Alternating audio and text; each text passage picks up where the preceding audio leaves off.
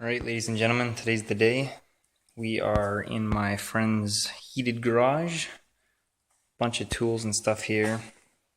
It's time to do the manual swap. So we've got pretty much everything we need. We've already gone over this in the last video. Brought extra jack stands. We have some there. Have a large jack. There's a cat randomly. Cool. Just brought some extra jacks and jack stands. All the parts I need are here. All the tools I need I have. And we're about to get started. So we're going to start by jacking up the car, getting it safe up on jack stands. And then what I'm going to do is let the exhaust cool down a bit, since I drove about half an hour out here. So the exhaust is pretty hot at this point. So while I do that, I'm going to start working inside the car. I'm going to work on taking apart the automatic shifter, and I'm going to be trying to take the brake pedal out and install the new pedal assembly with the slave cylinder and everything. Now, I think I got everything I need. Pilot bearing, this is something you'll need. Doesn't come on automatics. This installs in the front of the back of the block where the input shaft connects in, so that the pilot bearing will be sitting right on there. So yeah, throw bearings okay. Not terrible, not great, but yeah. We have all the tools. What I'm going to do with this is wrap electrical tape around these splines so that it fits the clutch, and just line it up by eye. If it's straight, it's probably good enough. But yeah, I'm gonna get started. So car's jacked up.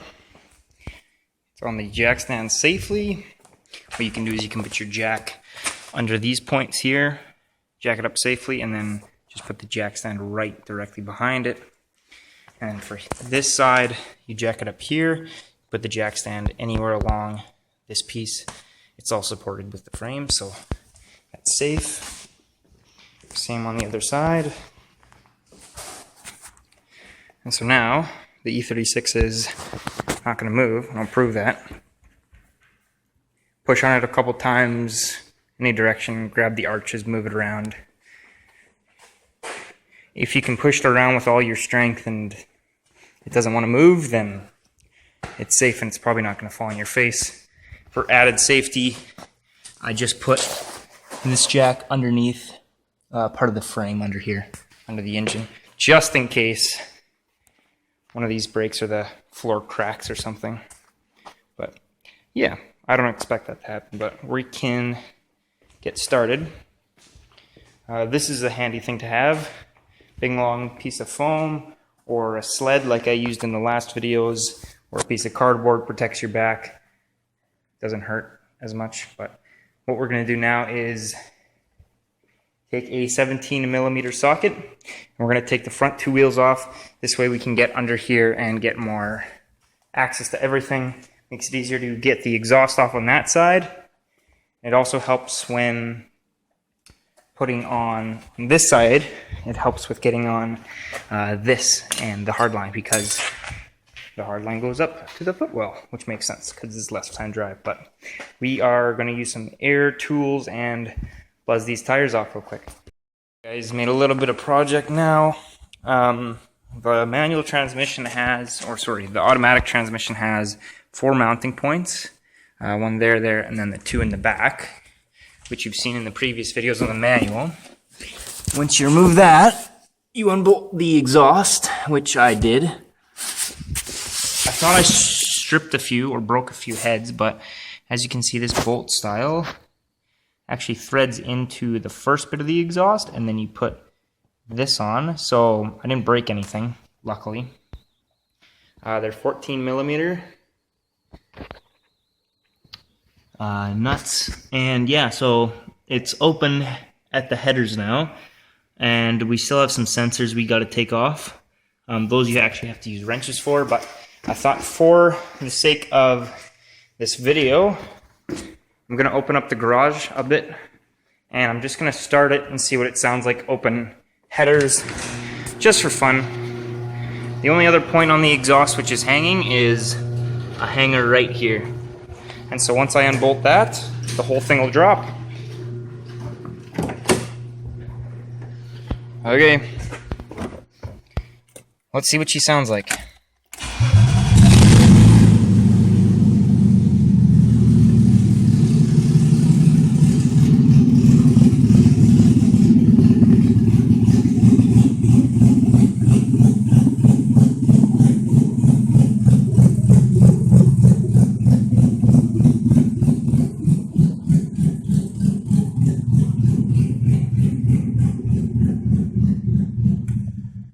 Oh my god.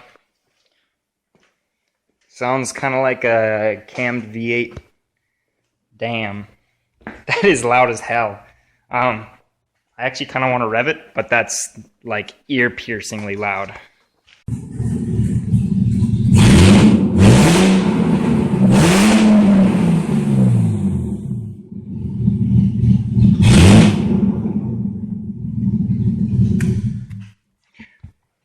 That's a little insane. Drive shaft just got taken out. Haven't been showing you steps as often because you've already seen all this. It's the exact same on both cars. They're just a little different. So yeah, 4 bolts here. I use a wrench, which was a 5/8. It's supposed to be a 16 millimeter, but that's like the one tool we don't have out at this garage. But the 5/8 worked really well. You just take the 2 off. You can even just do this by hand. I was able to do it just using both my hands. And a bit of force. 4 on that side, 4 on that side. Then you remove these 2 and then slide this out and down. And then you grab over here and slide this out and down. Easy as that. You just undo 2 of them. Put this in neutral. Then you rotate the drive shaft around so you can grab the other 2 bolts. Put it back in drive so it locks. Take the 2 off, and that's it. So yeah, that's the automatic drive shaft.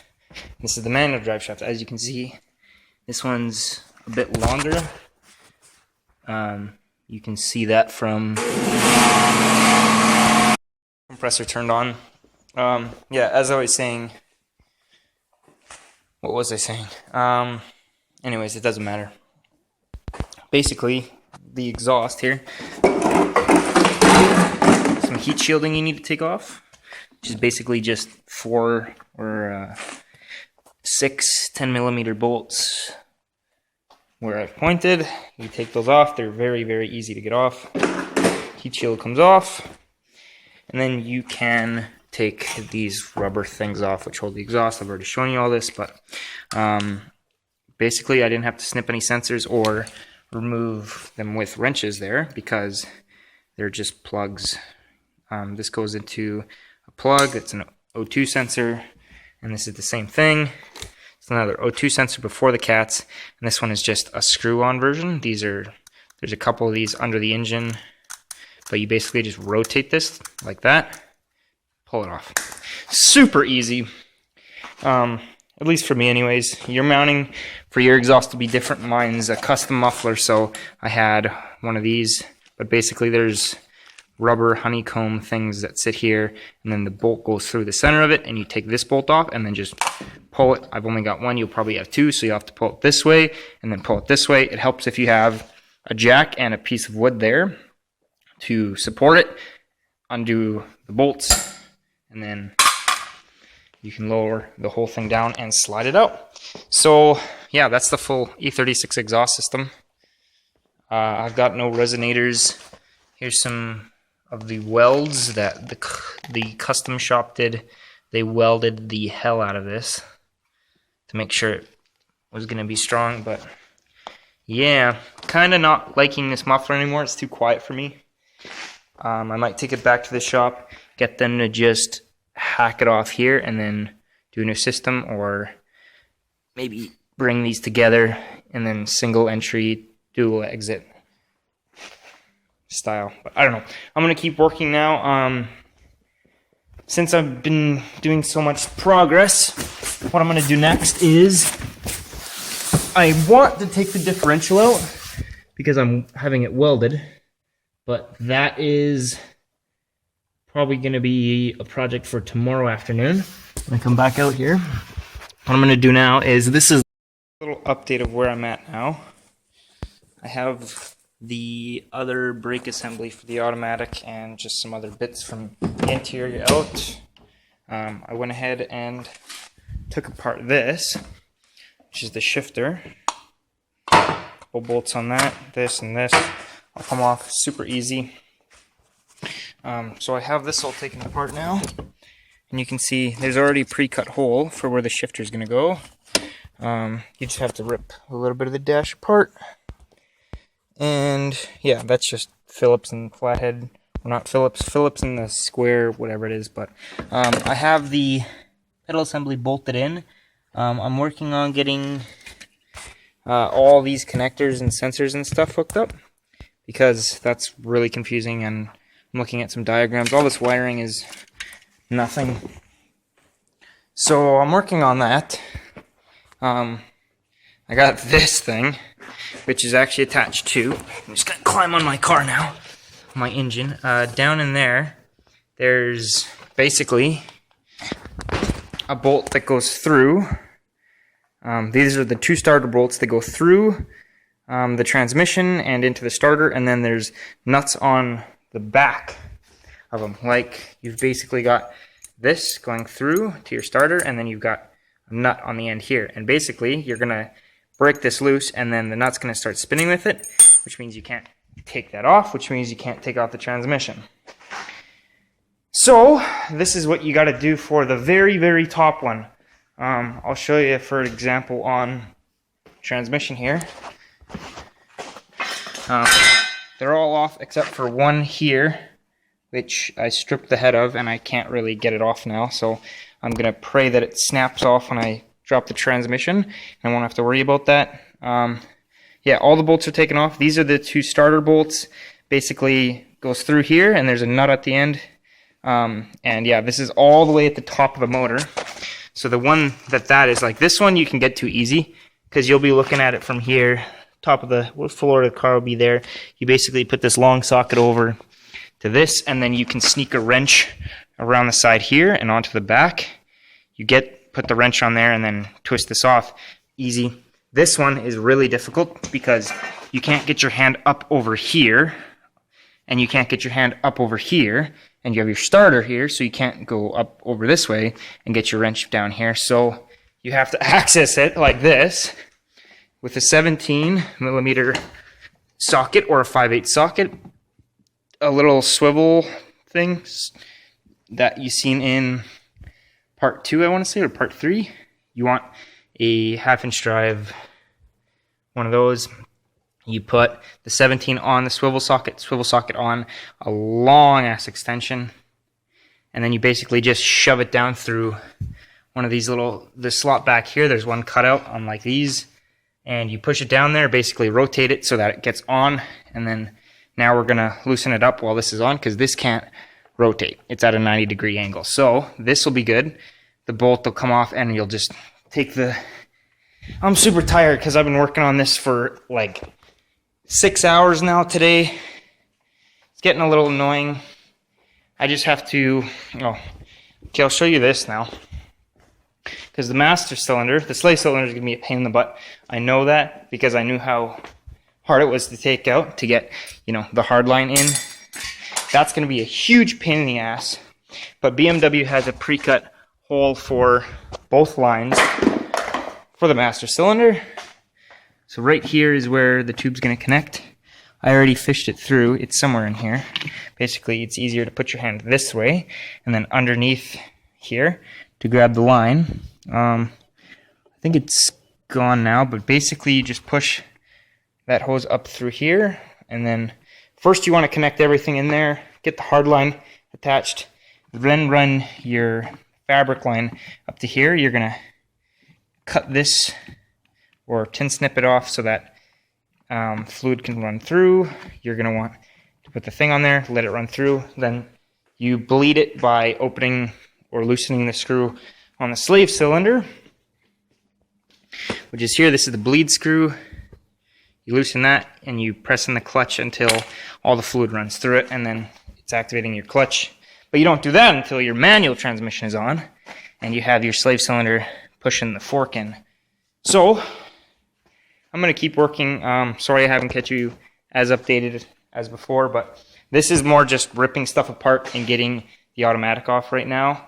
I'm going to be more in depth and detailed when I slap this bad boy in. So see how it goes. I've been doing everything by myself today. There's still some tricky bits, like the clutch isn't really in. Like, it still needs to be connected and all that stuff. Brake pedal I actually connected. That's really easy to do. So the brakes work. Yeah, I'm going to keep working. I'm going to get that stripped bolt out, or I'm just going to leave it alone anyways. I'm going to get this one off, and then the transmission will be ready to come off. I don't think the torque converter hangs onto the transmission, but if it does, I'm going to have to unbolt it first. But right now I'm just going to, do what I did before and undo that last bolt, take it out, and then basically shove a crowbar in between the two, try to wedge it open, see if I can maybe snap that E10 bolt. We're out in the beautiful countryside in a nice garage working. This is what I've been using to just get around while I've been doing the swap. It helps when you're going out and getting tools like this, which are, these are supposed to help you get stripped bolts out. I used these in a previous episode or in a previous part to get the flywheel bolts out, which I ordered new ones, or not ordered, I went and I picked them up from a local bolt store. And they look like this. I got 6 brand new ones, just in case, but they're basically like that. And they have the Allen top. What are these called? I think, is the name on here? Well, that's the part number. It's 19189, I think, or that might be the employee number that helped me out. I don't know, but that's what you want to get if you strip any of your pressure plate bolts. You're going to want that too, but both sets, I got the metric and the imperial of this, and neither of them fit that stripped bolt, so I'm literally going to have to force it out, drill it out, cut it out or something, which is a pain, or I'll have to hammer a smaller size socket on. But yeah, we're pretty much good to go. Exhaust is off, drive shaft is off, that's easy, and we're going to keep going now. Okay everyone, so made some huge progress since the last time you've seen it. Some guys were saying this bumper looks terrible, and I agree with them. It's been on the car too long, so I'll drive the car around like this for a little while. That's unrelated. Anyways, this is the main attraction. Automatic is now out. It's like incredibly heavy. It's at least twice the weight of the manual transmission. It's huge. It's got this big oil cooler in the bottom here with oil lines, which you'll see hanging down right now. I'll try not to be such a shaky camera person. Those lines, you disconnect those and it's basically going to piss oil everywhere. Torque converter, not that difficult to do. Basically you've got 3 bolts on the back that go in 1, 2, 3. There's not a lot of room back there, so what you do is there's a little hole. If we're looking at the transmission, it's right about here in that big metal plate, and you just put a 22 millimeters wrench, one of these, on the front of the crankshaft. Sorry, I'm gonna scoot over here and show you. So this middle belt here, where there's 2 belts connected, that's your crankshaft. And there is a place where you can put your wrench right on there like that. And basically you just turn your engine, or you rotate your engine by pulling this, and you'll look at that access hole right there. You'll see a bolt, because the torque converter, it's going to be rotating. You see a bolt. You stop moving or rotating your engine. You take a 19 mil, you break that loose, take them off. All 3 come loose. Get your head in your face and your arm's out of the way, take a crowbar under there and basically just pry it off. The torque converter, oh great, I left it upside down so it's pissing stuff everywhere. That's awesome. We'll just kind of pretend like that never happened. Okay. And that's going to fall on the ground. It weighs about the same as a typical weight that you lift. It's still heavy though, and if it lands on you, it's going to hurt like hell, so get out of the way of that. Then you just want to undo these bolts. It's the same situation as the mass flywheel on the manual. You just buzz, buzz, buzz, buzz, buzz, and then pry this off. It'll hit the floor. It's not as heavy. This is about 10 pounds, whereas that's about 25, 30 pounds. This comes off first. It's about sitting like that. Take that off, then take this off. And then you're basically left with this. And this is when it gets fun, because you finally get to put the transmission parts in. Starting with the throw bearing. Fun. You basically just take a piece of wood or a hockey puck or something. You line this up in that hole in the center, and then you pop it in, make sure it's square, in there all the way. And then once you have your throw bearing in, the fun part, you get to raise your transmission up, line it, oh wait, no, what am I talking about? First, don't just put your transmission in, because you need to control it, obviously. So you put, I'm going to take this off because I just have this together. It was easier to transport it. There's your pressure plate, clutch, and mass flywheel. This is what you're going to want to put in second after you put this in, because that's going to be sitting back there like that. This goes over, buzz, buzz, buzz, buzz, buzz, put those on. This basically bolts up, nice and easy. Then you have to put this in there, line it up as straight as you can, just in the center of all that. It's not that bad. Put that over top of it with the 3 pins that are given to you. Tighten it, not all the way though, just so that it's holding the clutch. Put your bolts in, tighten it up once everything's straight. Take your finger out, and you put the transmission on, and then you know the rest. No, I'm just kidding. Day one, though, got the automatic off. We got everything related to the automatic off. Now we get to finally have fun. I still got to mess around with all the sensors and stuff for the pedal assembly, but that's not a big deal.